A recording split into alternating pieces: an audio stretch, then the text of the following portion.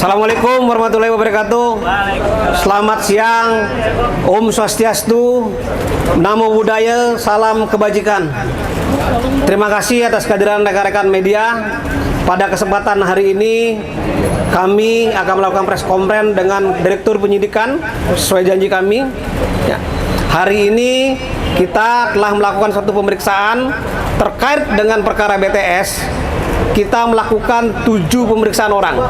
1 orang kita tetapkan jadi tersangka dan sudah dilakukan penahanan, tadi saudara-saudara sekalian melihatnya. Yang 6 orang masih dalam proses pemeriksaan hari ini. Untuk lebih lengkapnya nanti Pak Dirdik menyampaikan, dan nanti penutupnya juga saya akan menyampaikan hal-hal yang penting terkait dengan perkembangan BTS 4G. Silakan Pak Dirdik. Terima kasih. Assalamualaikum warahmatullahi wabarakatuh. Selamat siang rekan-rekan media. Pada hari ini kami dari Direktorat Penyidikan Kejaksaan Agung telah melakukan pemanggilan kembali Saudara JP selaku saksi untuk yang ketiga kali. Adapun pemeriksaan kali ini tentunya dalam rangka pendalaman terhadap pemeriksaan-pemeriksaan 2 yang terdahulu. Berdasarkan hasil pemeriksaan pada hari ini, setelah kami evaluasi, kami simpulkan telah terdapat cukup bukti bahwa yang bersangkutan diduga terlibat di dalam peristiwa tindak pidana korupsi proyek pembangunan infrastruktur BTS 4G paket 1, 2, 3, 4, dan 5. Tentunya selaku pengguna anggaran dan selaku menteri. Atas hasil pemeriksaan tersebut, sehingga tim penyidik pada hari ini telah meningkatkan status yang bersangkutan setelah dari saksi menjadi tersangka. Dan selanjutnya terhadap yang bersangkutan kita lakukan tindakan penahanan untuk 20 hari ke depan di Rutan Salemba, Cabang Kejaksaan Agung. Selanjutnya, setelah kami lakukan pemeriksaan, kami pada saat ini juga sedang melakukan penggeledahan di rumah kediaman yang bersangkutan, di rumah dinas Menteri Kominfo dan di kantor Kominfo. Selain itu, hasil dari pemeriksaan ini tentunya akan kita ikuti lagi pemeriksaan-pemeriksaan pendalaman lebih lanjut untuk melihat apakah perkara ini masih bisa kita kembangkan atau tidak. Mungkin untuk sementara demikian. Terima kasih.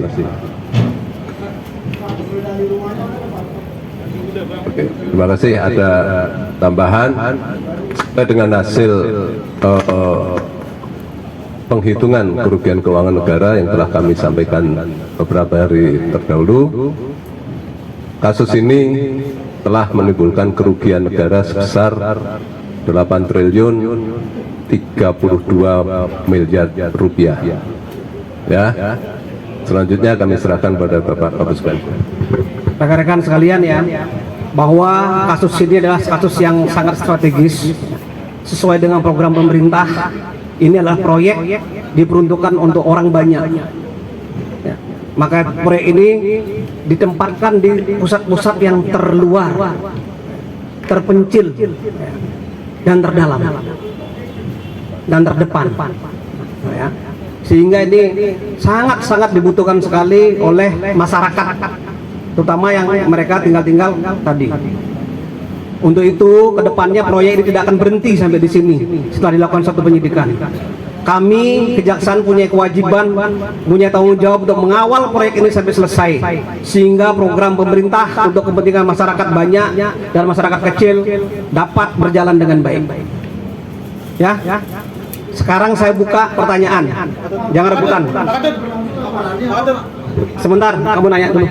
Saya Taufik dari cnnindonesia.com. Izin bertanya Pak terkait dengan kasus ini. Kan tadi disebutkan bahwa kerugian negara dalam kasus ini mencapai 8 triliun. Apakah sudah diketahui berapa nilai korupsi yang dimanfaatkan atau diambil sendiri oleh Johnny J Plate? Itu yang pertama. Yang kedua, apakah ada aliran dana terkait ke parpol beliau gitu? Ya, terkait dengan aliran dana dan sebagainya tentu saja saat ini masih kita dalami dan nanti tunggu saja. Makanya kami juga setelah menetapkan tersangka ini kegiatannya tidak berhenti begitu saja. Kita masih melakukan pengumpulan alat bukti yang lain. Ya, kalau nanti ketemu pasti akan kami sampaikan. Ya. Parpol Pak, aliran dana masuk parpol juga di dalamnya juga Pak. Masih berlangsung Pak penggeledahannya Pak. Penggeledahan sedang berjalan. Pasalnya pasal 2 dan pasal 3 Undang-Undang Tindak Pidana Korupsi. Yunto pasal 55 ayat 1 ke 1 KUHP.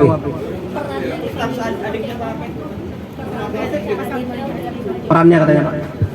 Ya, perannya tadi kan sudah sampaikan bahwa yang bersangkutan diperiksa diduga keterlibatannya dalam terkait dengan jabatan yang bersangkutan selaku menteri dan selaku pengguna anggaran. Ya. Ada lagi? Terkait pencairan anggaran dia juga terlibat nggak Pak dalam penetapan tersangka kali ini? Kita masih mendalami semua, ya, dari hasil pemeriksaan BPKP kemarin disampaikan oleh Pak Jaksagung dan Kepala BPKP. Ini kita pelajari dulu, ya, kita klarifikasi hasil pemeriksaannya, apakah ada aliran, apakah ada tadi digunakan untuk kepentingan lain, tentu masih ada dalam tahap didalami sama teman-teman penyidik. Pak, terkait info yang minta sumbangan 500 juta Ini Pak apa? setiap minggunya. Gelar perkara untuk perkara penyidikan tindak pidana khusus itu hampir tiap minggu kita lakukan evaluasi. Hampir tiap Jumat kita lakukan evaluasi teman-teman penyidik. Ya, tidak terfokus ini perkara apa, semua dapat dipenggelar sehingga kita lakukan evaluasi. Pada hari ini kita dapat hasilnya. Pak, soal restoran Pak, Ini menanyakan dalam kenapa tadi ada penggeledahan mobil. Ya, penggeledahan mobil itu dilaksanakan dalam rangka pengamanan barang-barang, dalam rangka pencarian barang bukti yang lain seperti mungkin telepon, barang bukti elektronik lainnya ya.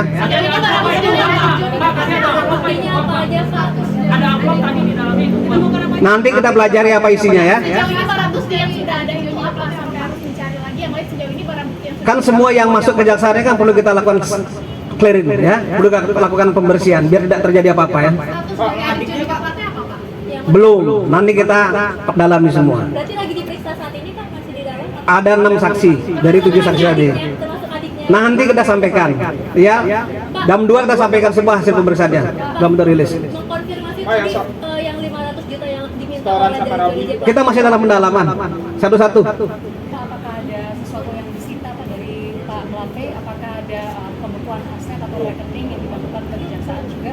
Terus kemudian boleh dikasih tahu skemanya sedikit Pak, kami dari CNN Indonesia TV. Ya, ini semua masih dalam proses ya, terkait dengan tadi penyitaan ini masih sedang berjalan karena penyidikan ini masih dalam proses berjalan semua. Silakan Pak. Indikasi TPPU ada Pak? Ya, jadi begini ya. Pada saat ini fokus dari pengungkapan peristiwa pidana korupsi, kita selain penindakan juga pemulihan kerugian negara. Tentunya kegiatan penelusuran aset kita lakukan jauh sebelum hari ini. Itu sudah kita lakukan dan beberapa sudah kita lakukan penyitaan. Dan itu sudah kami sampaikan kan. Nah, ini tentu saja masih bergulir semua. Tapi ada satu titik poin yang harus kita cermati bersama di dalam kasus ini. Kita ingat peristiwa ini dana yang digulirkan proyek senilai 10 triliun sekian. Kerugian negaranya 8 triliun sekian. Nah, ini mungkin harus kita cermati bersama bahwa ini bukan peristiwa pidana biasa. Mungkin demikian ya. Ada di TPPU? Saya kira itu ya rekan-rekan sekalian ya, pertemuan pada siang hari ini ya, biar nggak berpanjang lebar lagi ya. Sekian dan terima kasih, saya tutup press conference pada siang hari ini. Assalamualaikum warahmatullahi wabarakatuh dan Om Sanjati Om.